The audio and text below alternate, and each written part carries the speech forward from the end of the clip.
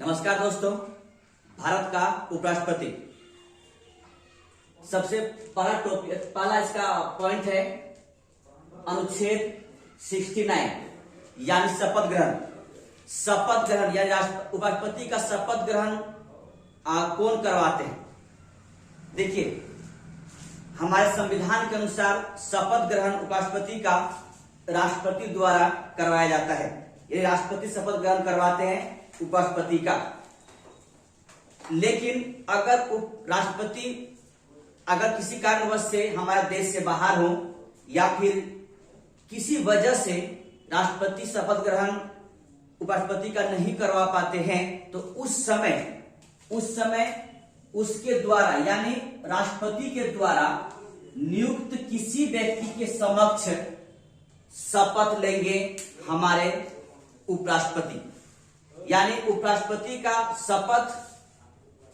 शपथ दिलवाने का दायित्व राष्ट्रपति के ऊपर है। लेकिन अगर राष्ट्रपति किसी कारण से उपस्थित ना हो पाए तो उनके अनुपस्थिति में उसके समक्ष वो जिसे नियुक्त करेंगे उसके समक्ष उपराष्ट्रपति शपथ लेंगे। सिर्फ ध्यान रखेंगे इस में कि अनुच्छेद 69 के तहत राष्ट्रपति उपराष्ट्रपति को शपथ दिलवाते हैं। बस इतना सा ध्यान रखना है, ठीक है। शपथ ग्रहण के बारे में आगे हम बढ़ते हैं। देखिए, पेंशन और वेतन की बात हो रही है तो पेंशन या वेतन, पहले वेतन पर आते हैं। हमारे संविधान के अनुरूप या संविधान के बाद बहुत सारी बातों को जोड़ा गया है, लेकिन वर्तमान परिदृश्य में देखा जाए उपराष्ट्रपति का वेतन 4 लाख प्रत्येक महीना है। इसके अलावा उसे बहुत सारे परिलब्धियां प्राप्त है। कहने का मतलब रहने का घर, हेल्थ, इसके बाद और सारी बातें, गाड़ी, पूरा सैनिक, सब कुछ उसे प्राप्त होता है। लेकिन जो वेतन है वो प्रत्येक मंथ 4 लाख मिलता है, ठीक है। 4 लाख उसका वेतन है प्रत्येक मंथ उपराष्ट्रपति का। और ये वेतन कहां से प्राप्त होती है? भारत की संचित निधि से। देखिए, मैंने आप लोगों को कई बार बताया कि राष्ट्रपति का वेतन संचित निधि से प्राप्त होता है। तो संचित निधि भारतीय संविधान द्वारा प्रदत्त एक बटुआ है, कह सकते हैं आप कि भारत सरकार का बटुआ है। उस बटुए से निकालकर उपराष्ट्रपति और राष्ट्रपति को वेतन दिया जाता है, ठीक है। और एक निधि है आकस्मिक निधि, लेकिन मैं यहाँ पर चर्चा करने नहीं जा रहा हूं। बस इतना आप लोग समझेंगे कि इस पद के लिए जहां से वेतन प्राप्त होता है वो है निधि संचित निधि, ठीक है। दूसरी बात, उपराष्ट्रपति का वेतन कर मुक्त है, यानी टैक्स नहीं लगता है, आयकर नहीं लगता है, ध्यान रखेंगे। यानी इनकम टैक्स नहीं लगता है, कर मुक्त है पूर्ण रूप से। इसके बाद हम पेंशन की तरफ चलते हैं। पेंशन देखिए, साफ साफ लिखा हुआ है आखिरी माह के वेतन का 50%, यानी जो जब तक पद पे बने रहेंगे उस समय जो अंतिम वेतन प्राप्त होगा पद पे बने रहते हुए, वो आखिरी माह का वेतन होगा। उस वेतन का मात्र 50% पेंशन के रूप में प्राप्त होगी, ठीक है। और ये कब से व्यवस्था किया गया है? 1997 से।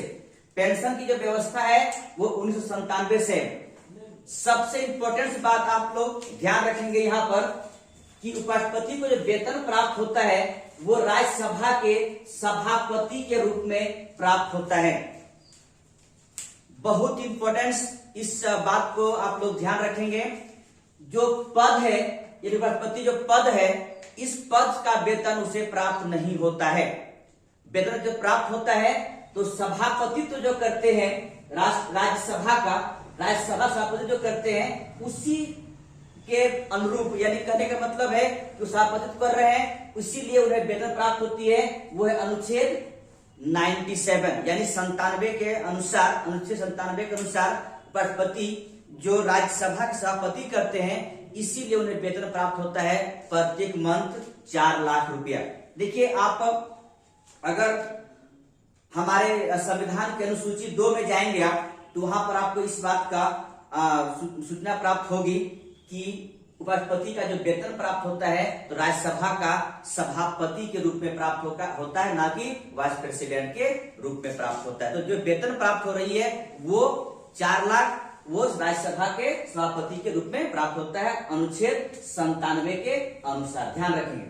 ठीक है, इसके बाद पदावधि यानी कार्यकाल, उपराष्ट्रपति का कार्यकाल कितना होता है यानी कितना साल है, तो अनुच्छेद 67 यानी 67 के अनुसार वाइस प्रेसिडेंट का कार्यकाल 5 वर्ष होगा।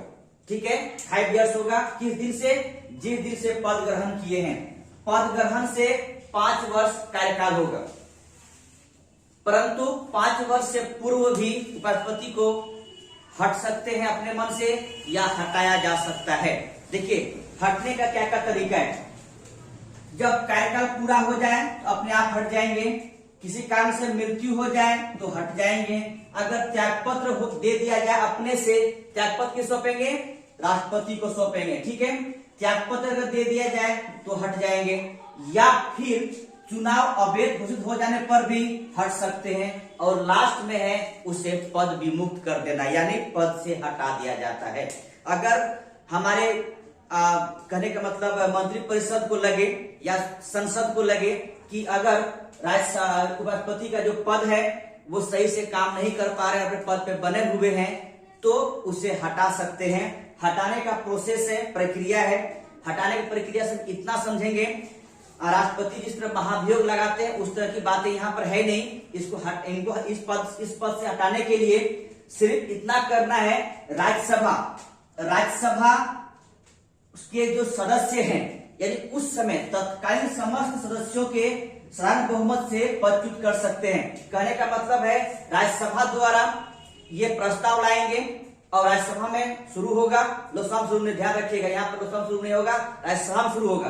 राज्यसभा में शुरू होगा और उस समय जितने सदस्य रहेंगे साधारण बहुमत से उपराष्ट्रपति को आप पदमुक्त कर सकते हैं। लेकिन इसके लिए आपको 14 डेज पहले सूचना देना पड़ेगा उपराष्ट्रपति को। और दूसरी बात, इस चीज के मतलब प्रस्ताव के लिए लोकसभा उसे स्वीकार कर ले, यानी सिर्फ लोकसभा स्वीकार कर लेंगे, राज्यसभा द्वारा उसे हटाने का प्रोसेस प्रक्रिया शुरू होगी और सिर्फ लोकसभा इस बात को स्वीकार कर ले और 14 डेज पहले सूचना मिल जाए उपराष्ट्रपति को, तो पद से विमुक्त हो सकते हैं। ठीक है, तो आप इतना समझेंगे कि उपराष्ट्रपति को हटाना बहुत बड़ी बात है नहीं, आसान तरीके से हटा सकते हैं, लेकिन ऐसा होता नहीं, जनरली ऐसा होता नहीं है।